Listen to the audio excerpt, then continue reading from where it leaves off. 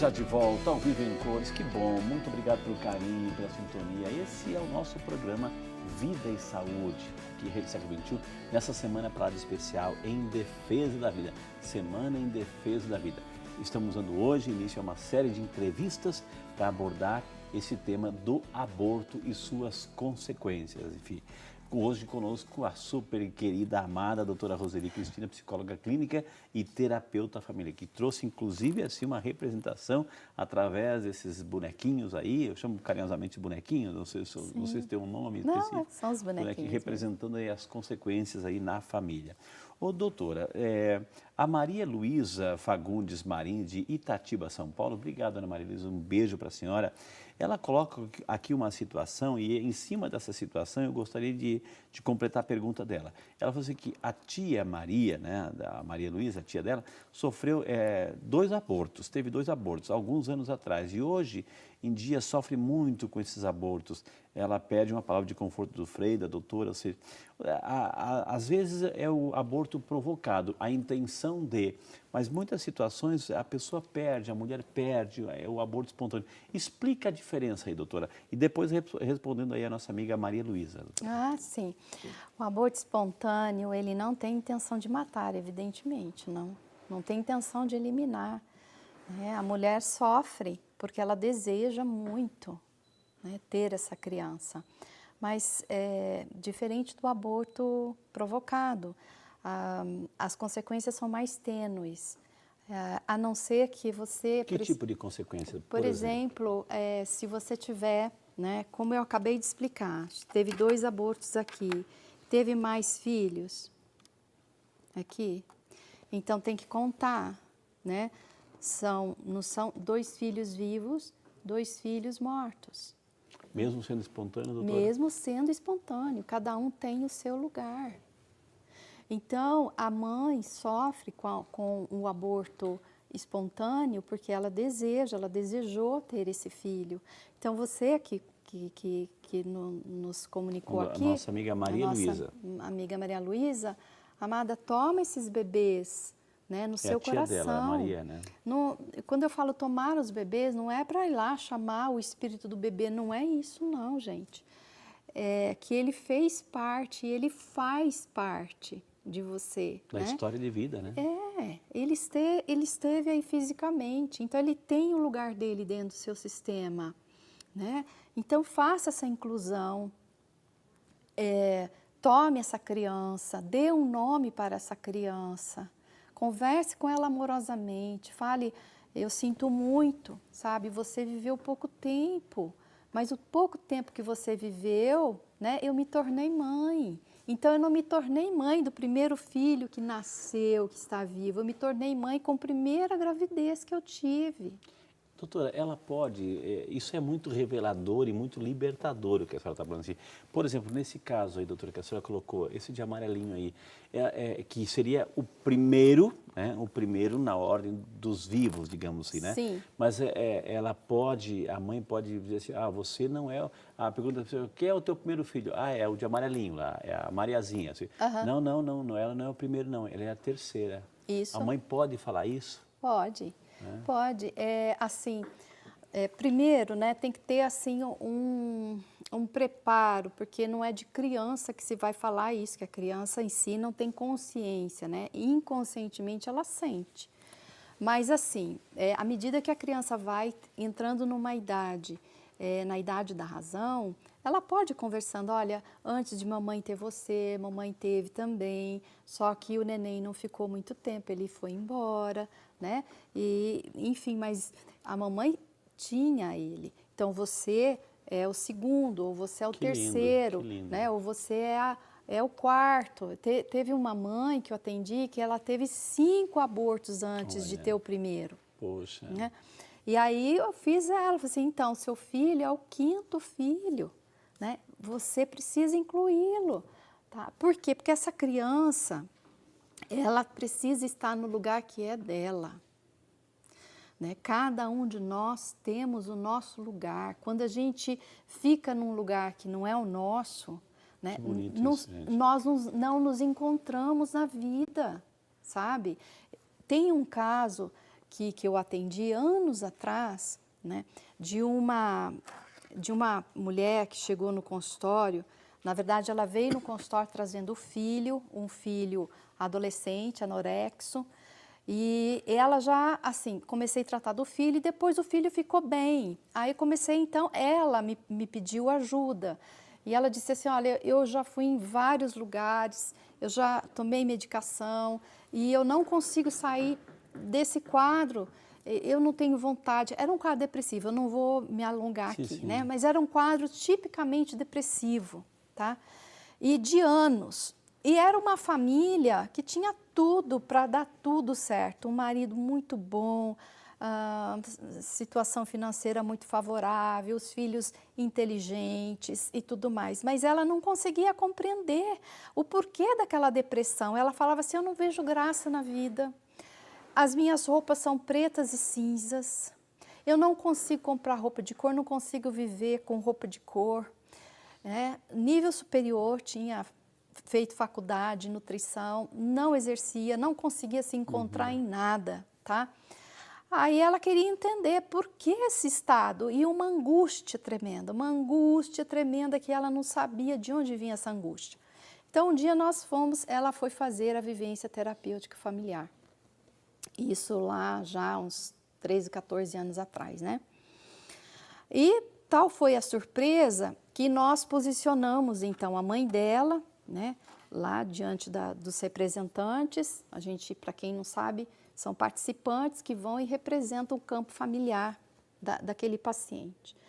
E o representante da mãe, eu via que ela ficava muito assim, prostrada, olhando para baixo mesmo, prostrada, como se tivesse ali contemplando algo, né? E na nossa linguagem, da linguagem, né, de entendimento sistêmico, ali a gente via nitidamente que essa mãe, ela estava em contato com a morte. E eu perguntei para ela, vamos chamar ela de Maria. Maria, você sabe se sua mãe teve aborto? Sim, não sei. Não sei, mas o que eu sei é que eu tenho muito medo da minha mãe. Eu não consegui me aproximar da minha mãe. Quem cuidou de mim foi minha irmã mais velha. A mãe dela teve muitos filhos, ela era a nona filha, tá?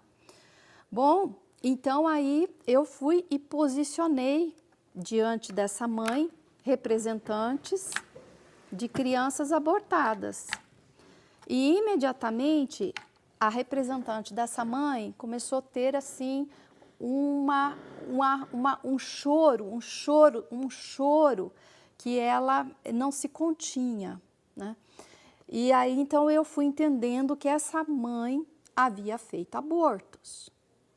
No momento em que eu posicionei essas crianças, a minha paciente que estava sentada comigo, ela imediatamente se lançou também com esses irmãos abortados.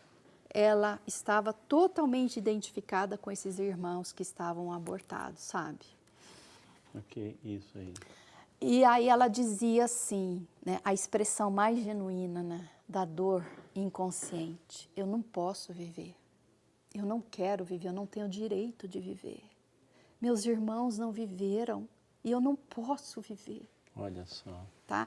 Então foi assim, aquele momento em que ela foi descortinado, né, a motivação, aquela angústia, aquele aprisionamento que para a vida dela não havia sentido, ela não tinha alegria para nada. Tá?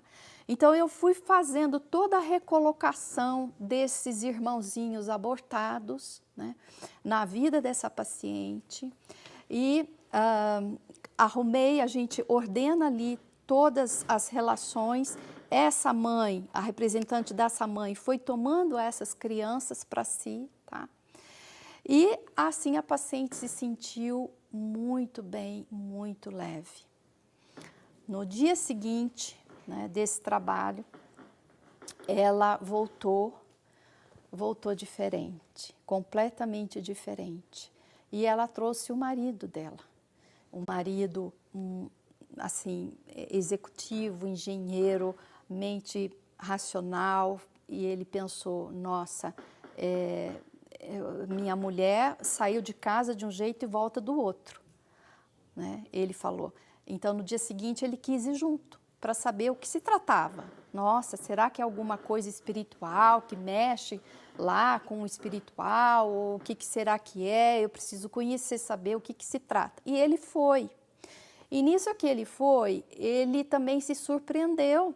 E ele começou a dizer, olha, a mudança da minha mulher foi repentina.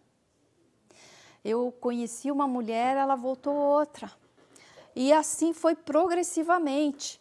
Ela foi entrando em contato com a vida. Por quê? Veja, ela não estava no lugar dela.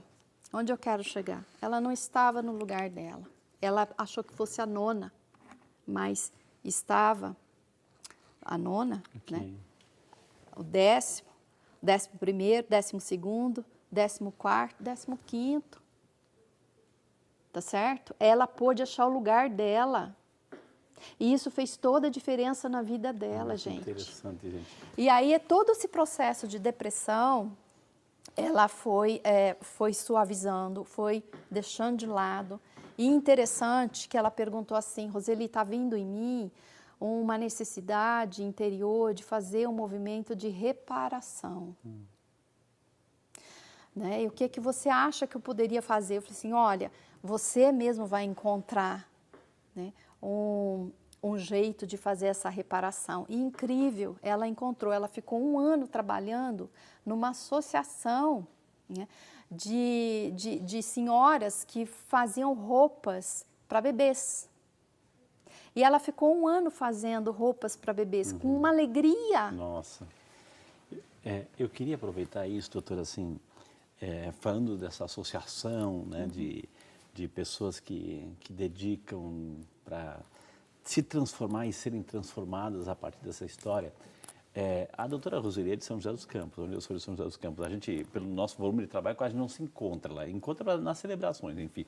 Mas lá em São José dos Campos, assim, tem uma associação, a Associação Guadalupe, né, da minha amiga, nossa queridíssima amiga Mariângela e toda a sua equipe, enfim, que é uma associação fantástica, gente, fantástica, fantástica. Aliás, a Mariângela vai estar aqui também durante a semana para falar disso. Mas a gente vai mostrar, porque o trabalho que eles fazem é tão interessante, porque elas ficam sabendo de meninas, de moças, né, que estão grávidas e que têm um pensamento, ou porque o namorado está exigindo, ou porque o pai vai expulsar de casa, Sim. E várias situações. Então, a única solução que elas veem é abortar. Aí essa associação fica sabendo dessas meninas e chama essas meninas e faz um trabalho seguinte, olha, se você não quer, depois a gente coloca para adoção, mas deixa nascer. Eles fazem um trabalho tão lindo com essas moças, gente, tão lindo com essas moças. E a gente vai conhecer um pouquinho agora desse trabalho da Associação Guadalupe em São José dos Campos. E do São José dos Campos para o Brasil inteiro já tem representação. Vamos conhecer um pouquinho dessa história.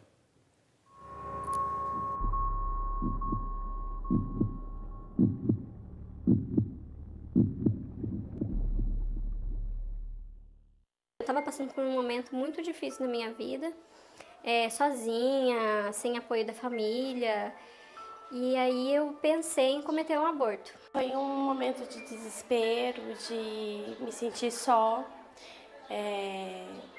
achando que a minha família não iria me apoiar, e foi onde eu tentei.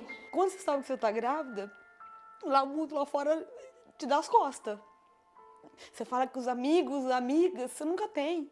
Eu já não via mais sentido de o que eu vou fazer e por que eu vou ter mais uma filha, vou colocar uma filha no mundo, eu não quero. A gente só sabe o tamanho da nossa fé quando a gente é testado. Quando Deus pergunta, até onde vai? Até onde você consegue? Até onde vai a sua fé? Você já parou para se fazer essa pergunta? Todas essas mulheres passaram por um grande teste de fé. Todas elas se viram desamparadas no momento em que mais precisaram, no momento de sua gestação. O aborto parecia ser a única alternativa. Eu fiquei sozinha, né? E meu ex-marido ameaçava, como até hoje, né? Tipo, ele não aceita, então ameaçava constantemente, várias situações assim, ameaçar de morte e tal. E o pai dela tinha me abandonado, eu grávida, então eu entrei em desespero, sabe? O que eu vou fazer agora? Como que eu vou ter essa criança? Aí só... tipo, entrei em depressão, na verdade. Quando eu soube que eu estava grávida, para mim foi um susto. Um susto. Para mim acabou meu mundo, acabou minha vida, acabou minha curtição, acabou tudo para mim. Como que eu ia dar notícia para minha mãe, pro meu pai, se eles iam aceitar ou não. Aí eu fiquei com aquilo na cabeça, eu fui escondendo a gravidez, escondi a gravidez até os 3 meses de gestação. Eu queria abortar, eu não aceitava, eu queria tirar essa criança, eu não queria, não aceitava. O fato do meu desespero, eu tenho um casal de filhos, sou mãe solteira e foi isso que eu acabei me afastando de Deus. Descobri que estava grávida de 3 meses de gestação e nessa gestação, no primeiro ultrassom, eu descobri uma anencefalia. Procurei uma missa de cura e libertação, onde lá eu dei um testemunho, pedi para que Deus me orientasse, para que Deus me desse uma saída. E lá eu encontrei uma pessoa que pediu meu contato e ele me apresentou pessoas maravilhosas na minha vida, que foram essenciais para que tudo desse certo, para que tudo chegasse aonde chegou. Ele me apresentou a Associação Guadalupe. E foi na Associação Guadalupe que essas mulheres finalmente encontraram amparo e receberam o carinho que tanto necessitavam. Essa associação, ligada à Igreja Católica, mudaria de vez a vida dessas mulheres. Lá encontrei pessoas maravilhosas que me deram a assistência que eu precisava, que fizeram de mim uma filha, assim, me acolheram como ninguém tinha feito até então. Era tudo que eu precisava, né? Aqui me acolheram, me deram muito carinho, me deram amor, me deram muita atenção, coisas que lá fora não tinha. Aí foi conversando comigo, as meninas me acolheram, conversavam. Aquilo foi entrando na minha cabeça, aceitar a gravidez. Eles me acolheram desde o primeiro dia e foi aí que eu fui.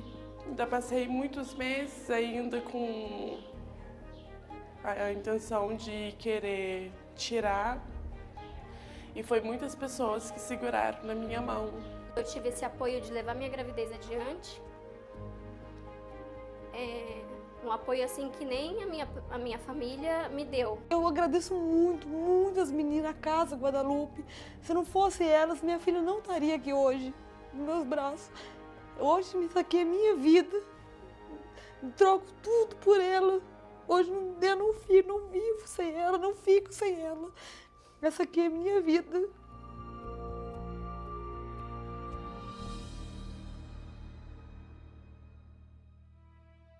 Elas chegam totalmente desesperadas e desestruturadas, totalmente, né? A única solução que elas veem no momento é o aborto. Elas não querem a criança, elas não querem ouvir falar de Deus, elas não querem ouvir falar nada que não seja uma forma de ajudá-las a abortar.